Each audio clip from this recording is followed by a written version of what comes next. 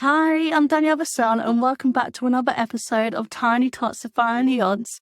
Each episode touches upon the miraculous journeys of each guest, from medical emergencies and personal crises to parenthood and entrepreneurship. These are the stories and testimonies of great might and mettle, and I can't wait to share them with you.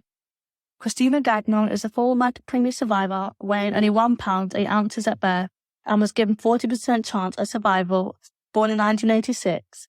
She's someone who's defied the odds throughout her life, including lung collapse 44 times and many diseases. But against all odds, here she is today. Christina's story has been featured in a range of podcast networks and online interviews. I hope you all just be inspired just as much as I am. Hi, Christina. How are you? I'm good, Danielle. How are you? Good to hear. I'm great, thank you. I'm so honored to have you on here today. Your story is such an inspirational one. It definitely needs to be shared. You're very welcome. Thank you so much for having me on your show. My absolute pleasure. So much to dive into your journey today, but I want to begin with who you are, Christina, and tell our audience a little bit about yourself.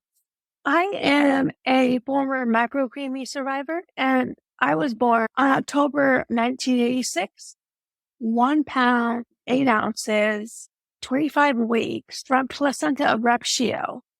And I also was a twin, and my mom lost my twin at 11 weeks. And she didn't know that I was a twin. I was born on October 30th. They immediately rushed me into the NICU. My mother had a emergency C-section, and she was under anesthesia at the time, and she couldn't even hold me. My parents didn't even know what a NICU was. They were very confused. They hadn't even heard of one. They didn't even know it was in the hospital. So immediately I was worked on, and I had a slew of things right then and there. I have jaundice, and I had a necrotizing enterocolitis, which is a intestinal disease. I had that 3 times. And PDA ligation, which is a lung disease, which is where full-term babies, they have something called surfactant, and I didn't have enough. They had to create surfactant for me in order to breathe. I had to have surgery for that at 2 weeks old. And then I also had collapsed lungs 44 times. I had an eye disease called ROP, which stands for retinopathy of prematurity. And it can lead to retinal detachment, which is blindness. I have this doctor that kept messing everything up. He kept messing up the stages of the disease. I wear eyeglasses now, and I can see fine. So there was a lot of medical things that I went through as a infant. And I also had gangrene. I had a keloid in my right anterior thigh. And there was this IV that was put there for some reason. And it got infected and then infiltrated. And then a blood clot traveled around my body. And it settled in my left foot. And I lost all of my left toes to gangrene, which left me physically handicapped. I'm able to walk, but I walk slowly. And I can run and jump and swim perfectly fine. But I just do everything slowly, and I can't walk long distances because my left foot, it can get calloused a lot very easily, or blisters. So I have to take it easy, and I have a wheelchair as well. It's a little tough, but I just take it day after day. I'm just, wow, like just taken aback hearing this. And you mentioned quite a lot in there. Yeah. So I just want to just unravel different parts. Absolutely. Go ahead. I understand you had a range of diseases which you overcame. You had collapsed lungs 44 times, ROP, and so much more. You lost all your toes and your left foot, but yet you're still here. How did you get through those tough moments? I remember you said you had a childhood that just wasn't the best for you because every time you would go back and forth to hospitals. What was that like for you? And what was the turning point where you said, you know what, in spite of my situation, I'm going to not let it get the better of me? Honestly, I knew I was different, but that wasn't until I was like 7 or 8. My mom told me about everything, and it was tough. And until everything kind of all sunk in. Then I would go to Shriners for a foot brace. I also would go to Shriners as well during the same day to get checkups on my scar. And this would be my annual visit, just to make sure everything was okay. And these would be tiring visits for the day to make sure everything was all right. And everything was always fine. And then I would get my foot brace, and that would help me walk in sneakers, because I would wear 2 different dress shoes in the same shoe. One shoe is bigger than the others, which is my right shoe, and my left shoe is smaller than the right. So I would have to buy 2 different pairs. It would be double pairs, so I would have to pay extra. I also would get bullied by other kids, stared at, pointed at, and it would lead me to be very self-conscious and embarrassed. And sometimes I put my messenger bag over my scar because I would be humiliated. But as I grew up, I went to school up through middle through high school with kids with mild learning disabilities who had like autism and ADHD and ADD. And they also had some braces and all that. And they understood me for who I was. They understood about my foot and my scar. And I finally felt accepted. And when I was there, I told my story. And I was crying out of embarrassment because they were all looking up at me. And one kid got up and he hugged me. It's, oh my God, I know, I get it. I understand. And then I got a group hug from everybody else saying, we understand you. And I loved that. And I still remember that. That's love right there. To go to a place and then also to a hospital as well, where kids who have braces and all sorts of things like that, and they understand you as well. Wow, I'm just so in awe about your journey, and especially the turning point for when that kid hugged you. It just took one hug to make you feel like, oh my gosh, somebody gets it. And then from there, all the kids embraced you. And that's when you thought, hang on a minute, I can embrace who I am. There's nothing wrong with me. Mm-hmm. I can embrace my journey as it is. And I'm not wanting to shy away from your story. It's just a beautiful thing. Yeah. I used to feel the same growing up. A lot of my friends and family weren't preemies. And so I felt like I wanted to shy away from my story because I felt like I was different in some ways. But over time, I learned to embrace my journey and just accept it for what it was and just shed a light on other stories like yourselves. Yeah. And I embrace it now more as an adult than I did as a kid. Adults don't care if they see your scar or your foot. They're just like, okay, whatever. But kids, they notice things more compared to adults. I actually have this woman. I was getting into work one day and I was in my handicap stall and she said, are you actually handicapped? Excuse me? Yes. So actually, I felt obligated to show her my foot. It's, yes, I'm handicapped. Do you want it written in a letter? Oh dear. Maybe have it engraved? I swear, some people just, no, I'm just in it for the better parking. That's what I'm in it for. No, of course I'm handicapped.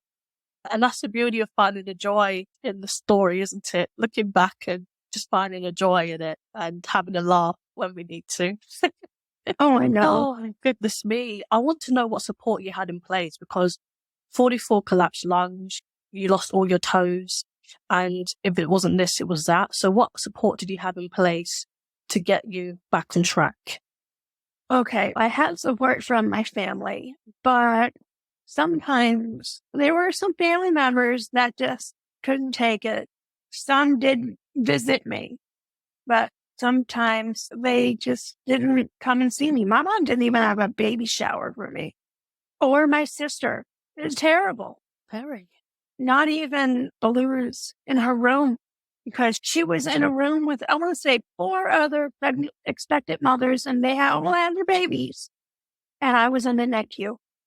And they had the balloon and all that and flowers. My mom had a plant and my father. And sometimes they'd come and visit. She'd look outside the window. When my mom told me that, I thought that was the most depressing thing I've ever heard. I couldn't even be in that room with the other babies with the full term because I would probably die. But with support, I did get my parents. I did have my NICU staff, and then some family here and there. That's all. And my sister, who was 4, she'd come and see me sometimes for 30 minutes, and then she'd leave. That's the support. And when you're coming from 1986, where there wasn't such things as care packages or apps, there was nothing of that back then. There was just a brochure. And for therapy, there was a social worker with some parents and a little circle in some room. That's it. That was all that they had back then. Even when I asked my mom and dad about back then, they still have trouble. And it's been 37 years. They still get choked up. It never leaves you. But yet, you're here today, and you're here to share your story. And I've seen you share your stories through various podcast networks. Why is it important that you share your story to the world? Because here's the thing. There aren't any adult preemies out there that haven't really done it. You mostly hear from the parent. I want to help the parents and even the adult preemies as well, because I don't want the adult preemies to be scared on the sidelines. I was scared throughout my childhood and my adolescence and part of my being a young adult. And I'm like, okay, enough. I've done it. I've always wanted to write in a book since 12, and I'm going to do it. I want to get my name out there because there's nothing out there. Nothing from adult preemies about what happened back then. Yeah. It's all from today. I agree with you. And that's where your memoir comes in, isn't it? Tell us about your memoir. I started when I was, 32, and now I'm 37. So it's been taking around 4 or 5 years. I've written it. Now I'm editing it. Wow. And I want to finish it towards the end of March. So then hopefully I can finish the editing. Yeah. I can find it for a literary agent. Lovely. And you'll do that. And what message would you give to other people going through or living with diseases right now who feel hopeless or who want to shy away from their journey? Okay. Number 1, that would be that there's always light at the end of a tunnel and to always persevere. And number 2 would always be that the parents have to be a dedicated source of unrelenting love and to always want your child, because my parents wanted me. And I shouldn't say a lot, but a few parents out there that my parents saw around the NICU, they just left their kids in the NICU behind. They left their kid behind because they couldn't take it. Yeah. And it was just so sad to see. It was tragic. And then also the parents need to have patience and dedication and to always fight for your baby and want your baby. And it takes a lot of time. Yeah. And to always speak with the doctors and talk with them and start reading your child's file and take down notes while you're reading their file, because that's what my mom did. She read my file with my doctors and nurses. My mom still knows my medical background. She's like an encyclopedia still. My dad doesn't know it that much, but my mom knows it like that. And it's remarkable. She knows her medical terminology really well. Bless her. Yeah. Mom just know, right? Oh, I know. They do. So what's next for Christina then? What's next for me? For the memoir, I'm still working on that. I'm just trying to get my name out there. Yeah. Working on my social sites and all that. Just trying to update everything. Trying to write more. Going to school now. And connecting with people. I really enjoyed networking a lot. That's fun. So what about you? The life of Danielle? Of course, I got this podcast out, and I've actually got a memoir coming out towards the end of this year as well. Really? Yeah. How exciting! Oh, I can't wait to read it. We should swap it out. Yes, we should. We should do that. That would be cool. Definitely. So congrats. Thank you. I'm so happy for you. Been a long time coming, but we're here. Yeah. I'm just so happy for what's to come for both of us, and it's been such a joy having you on here today, Christina. You are such a bright light. I want you to tell the audience where they can find you on your socials, please, so they can keep up to date with your new memoir coming out and other interviews that you do, and just what's next for you. Okay, so I actually changed my name on Instagram. It is now Preemie Warrior. That is on Instagram. And on LinkedIn, I also have a link tree as well. You can find the link tree on my Instagram, on my bio. And you can find me on LinkedIn as well.